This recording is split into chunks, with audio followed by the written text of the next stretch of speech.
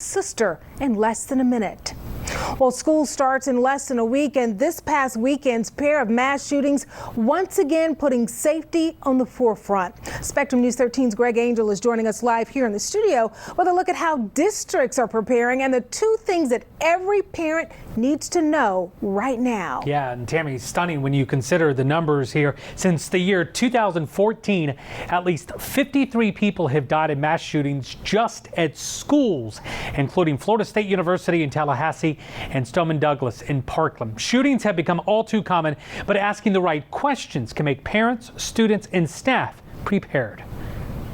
My son is at Stoneman Douglas High School. He's locked in a closet. It should be the safest place for kids, but reality shows no place in America is immune. We have injuries on the third floor. My wife's the teacher there. Your kids are not 100% safe at school.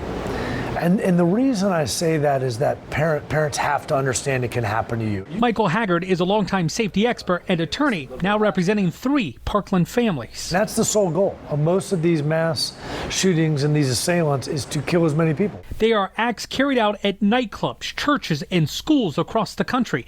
After Parkland, state lawmakers took action, requiring schools to have officers on every campus, carry out regular active shooter drills, and increase surveillance. But a state grand jury found not all districts are doing that. The state won't say which ones, but all Central Florida school districts tell Spectrum News they are in compliance. Our drills, we take them seriously.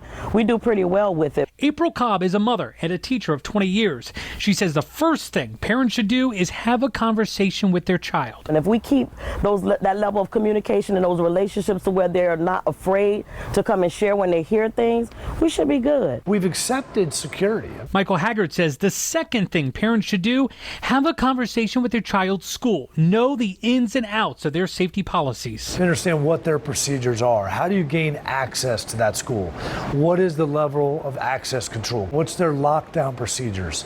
And districts have been clamping down on those efforts, locking doors, closing gates. Orange County Public Schools, you'll remember last year, started using metal detector wands in order to check students at any time. Live in the studio, Greg Angel, Spectrum News 13.